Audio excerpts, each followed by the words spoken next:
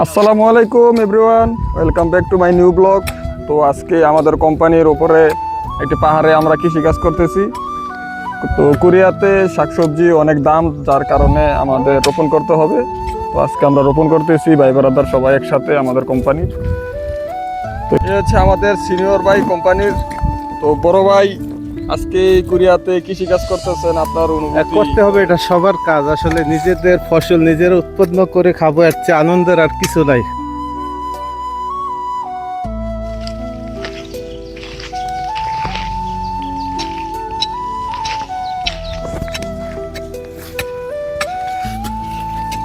তো এই হচ্ছে আমাদের কোম্পানির আরেক ভাই, সে অনেক সুন্দর কৃষিকাজ করতে পারে, হয়তো বা দেশে করছে, অভিজ্ঞতা আছে খুব ভালো, কত সুন্দর করে কিল করতেছে।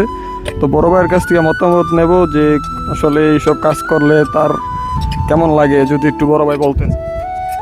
আসলে কোরিয়াতে কাম করে এই নিজে ফসল ফলাতে অনেক ভালো লাগে।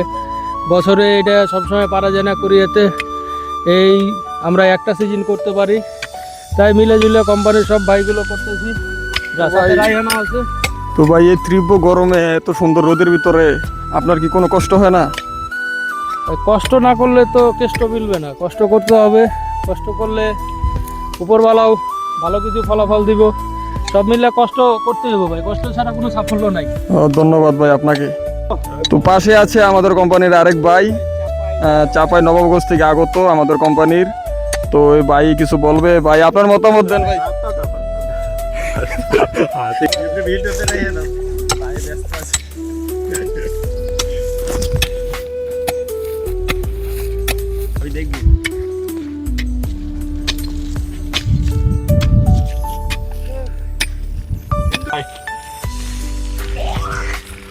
আসসালামু আলাইকুম গায়েস। তো আজকে আমরা আমাদের কোম্পানিতে কৃষিকাজ করতেছি, বড় ভাই সবাইকে মিলে খুব আনন্দ লাগতেছে। আসলে এই তীব্র গরমে এত রোদ্রের ভিতরে, প্রখর রোদ্রের ভিতরে আমরা কাজ করতেছি। আসলে কোরিয়াতে নিজেরা চাষ করে ফলাফল করে খাওয়ার মজা যা আলাদা, এটা আসলে ভাষা প্রকাশ করা যাবে না। আর সবাই একসাথে করলে ওইটা আনন্দটা একটু বেশি হয়ে যায়। অবশ্য কোরিয়াতে সব কিছু পাওয়া যায়, কিন্তু সব কিছু একটু এক্সপেন্সিভ, যার কারণে আমরা রোপণ করে খাই, আর রোপণ করে খাওয়ার মজাই আলাদা। তো ধন্যবাদ ভাই আপনাকে।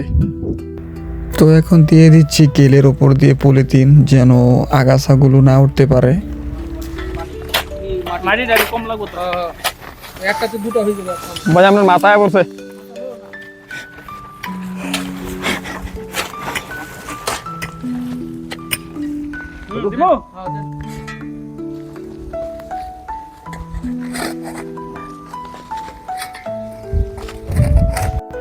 কেলের ওপর দিয়ে মাটি দেওয়া হচ্ছে, যেন পলিথিনগুলো বাতাসে এলোমেলো না হয়ে যায়। তার কারণে আরেক ভাই পলিথিনের ওপরে মাটিগুলো দিয়ে দিতেছে।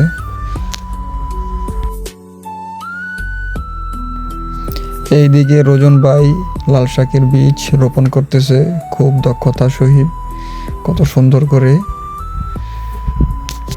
তো রোজন ভাইকে বললাম যে ভাই আমাকে একটু দেন, দেখি আমি একটু চেষ্টা করি যে আমি রোপণ করতে পারি কিনা বীজগুলো। তো সে দিল আমাকে, তাই আমি একটু চেষ্টা করলাম।